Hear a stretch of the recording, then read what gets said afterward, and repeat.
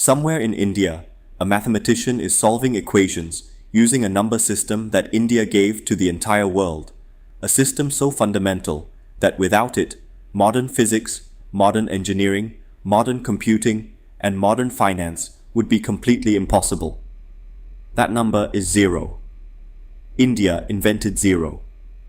And if you think that is impressive, you have approximately 3 minutes before this video shows you something about India that will make the invention of zero seem like the least extraordinary thing on the list. India has 1.4 billion people, over 9,500 dialects, 22 officially recognized languages, 6 major world religions practiced simultaneously without it being considered unusual, a space program that reached Mars for less money than the Hollywood film Gravity cost to make, and a street food culture so extraordinary that professional chefs from the world's finest restaurants travel to India specifically to eat from roadside stalls. India is not a country. India is a civilization. And the difference between those two things is everything. India's civilization did not begin with the British arriving, did not begin with the Mughals, did not begin with Alexander the Great marching to its borders and turning back because his soldiers refused to go further. India's Indus Valley Civilization flourished over 4,000 years ago in what is now northwestern India and Pakistan, one of the 4 great ancient civilizations of the world, with cities that had grid-patterned streets, sophisticated drainage systems, and standardized weights and measures at a time when most of the world had not yet figured out what a city was. India's ancient university at Nalanda was the world's first residential university.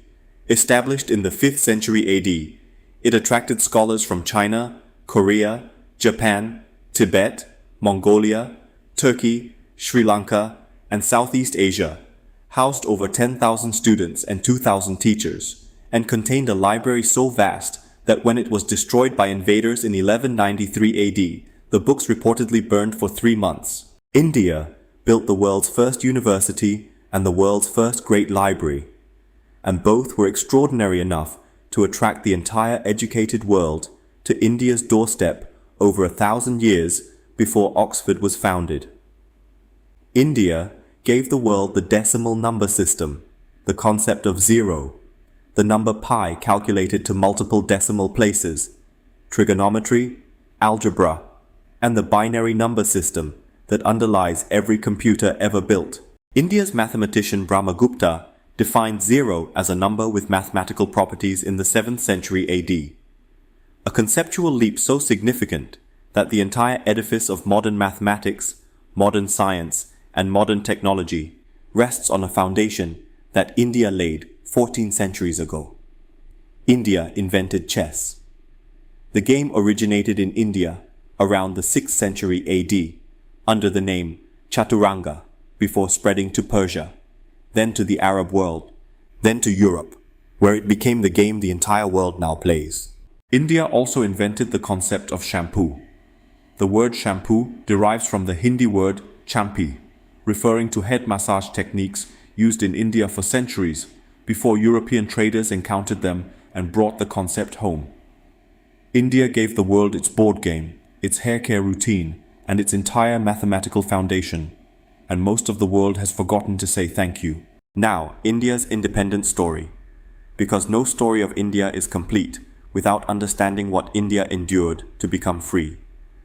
India was colonized by Britain from the mid-18th century, with the British East India Company initially arriving as traders before gradually seizing political and military control of India's territory through a combination of warfare, treaty manipulation, and systematic exploitation. India, under British rule, experienced famines of catastrophic scale. India's Great Bengal famine of 1943 killed between 2 and 3 million people, while India's grain was being exported to Britain during World War II.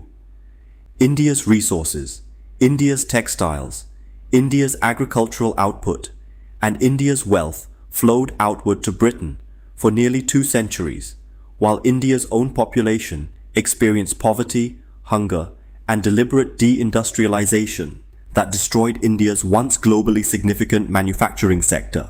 India's independence movement produced one of the most extraordinary figures in human history.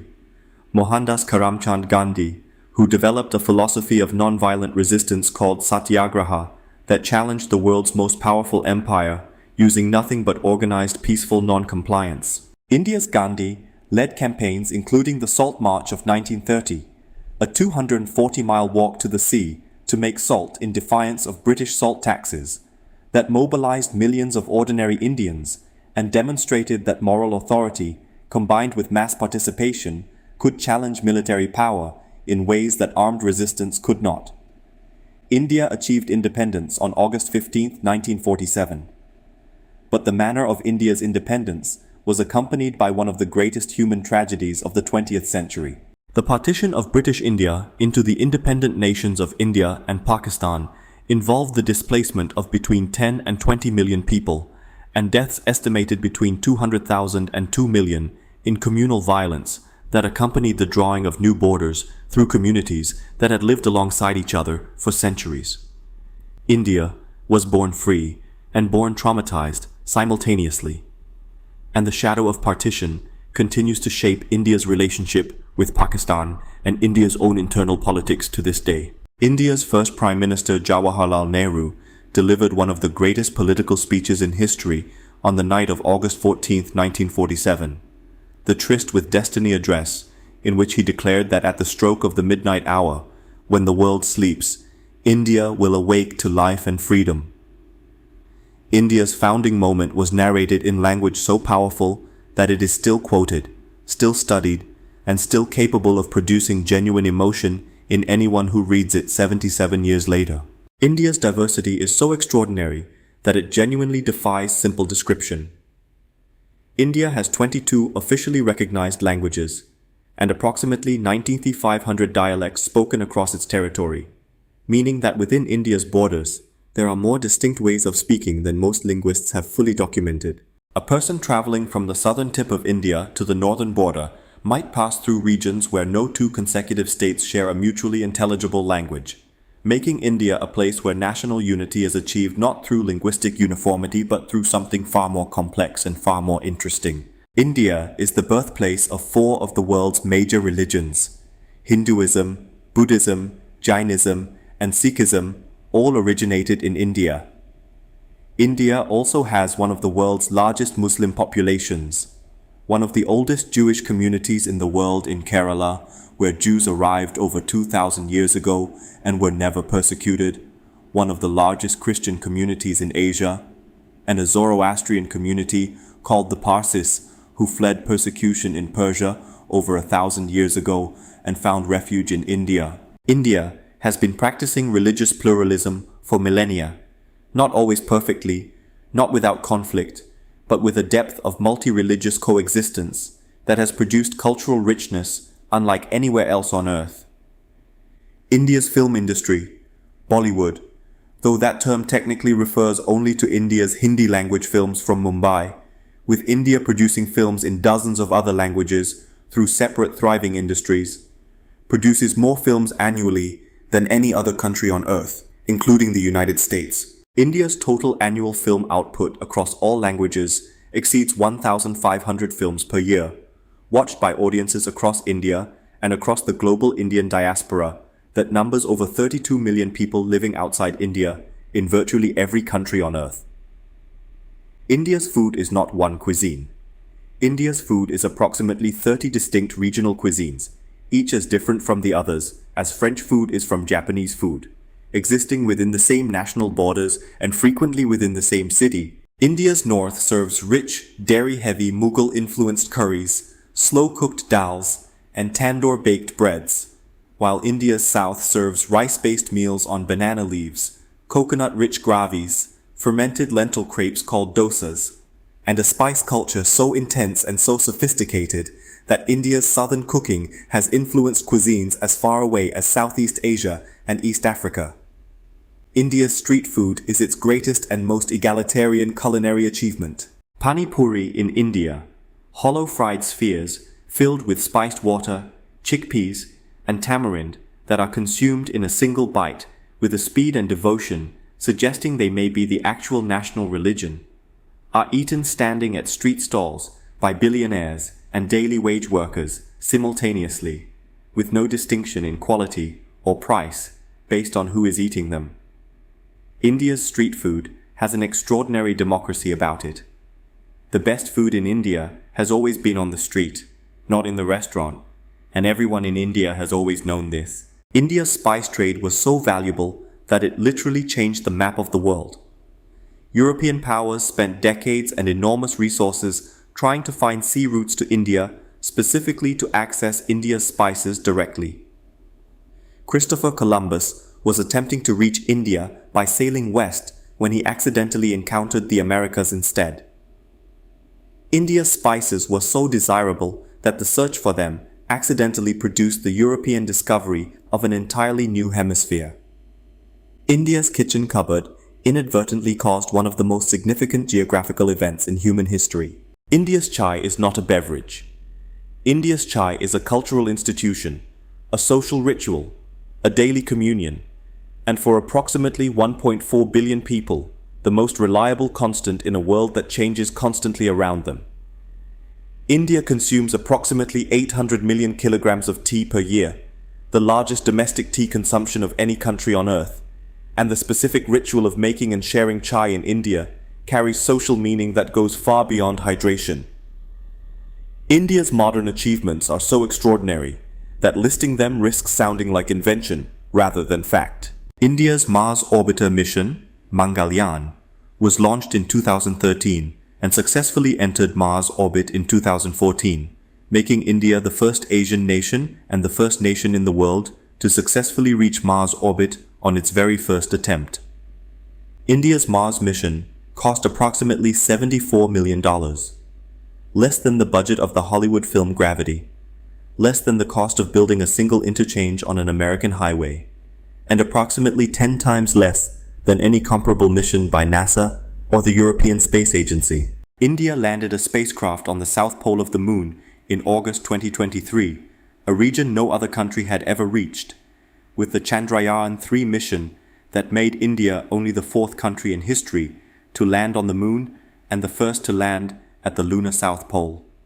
India celebrated this achievement with a national eruption of collective pride that was watched live by hundreds of millions of people across the country. A moment that captured something essential about what India is becoming in the 21st century. India is currently the fastest growing major economy on earth, having overtaken the United Kingdom, the country that once colonized India, to become the world's fifth largest economy in 2022. India is projected to become the world's third largest economy by 2030, and some economists project that India's economy will be larger than the United States by 2075, meaning that within the lifetimes of people currently alive, the country that was impoverished by British colonialism may become the largest economy on earth. India's technology sector has produced a generation of global business leaders. The CEOs of Google, Microsoft, IBM, Adobe, and PepsiCo are all of Indian origin, along with an extraordinary concentration of founders and senior executives across India's technology, finance, and pharmaceutical industries worldwide. India produces more engineers annually than any other country on earth, and the Indian Institutes of Technology are considered among the most demanding and most selective engineering institutions in the world. India has laws and social realities that visitors need to understand. India is the world's largest democracy, a fact that is repeated so often it has lost some of its power to astonish, which is a shame because the scale of India's democratic exercise is genuinely staggering. India's general elections involve approximately 968 million eligible voters casting ballots across approximately 1 million polling stations over several weeks. A logistical operation so vast that India's Election Commission moves millions of election workers and voting machines across the country using trains, helicopters, boats, and in remote mountain areas, elephants and porters. India has specific legal and cultural considerations that all visitors should understand before arrival. Respect for religious spaces in India is not optional. Removing shoes before entering temples, mosques, gurudwaras, and certain historic sites is mandatory. and dress codes apply in sacred spaces across India, regardless of the visitor's own religious background. India's religious diversity means that what is acceptable in one community may be considered deeply disrespectful in another, and genuine cultural sensitivity in India requires awareness of regional and religious context, rather than a single universal rule. Certain laws in India regarding photography of government buildings, military installations, and religious sites can be strictly enforced, and tourists should exercise caution and seek permission before photographing in sensitive areas across India. India has also in recent years introduced stricter enforcement of rules around respectful behavior at heritage sites, following incidents of vandalism and disrespectful conduct by both domestic and international visitors. India's inequality is real, significant, and demands honest acknowledgement. India contains some of the world's most spectacular private wealth.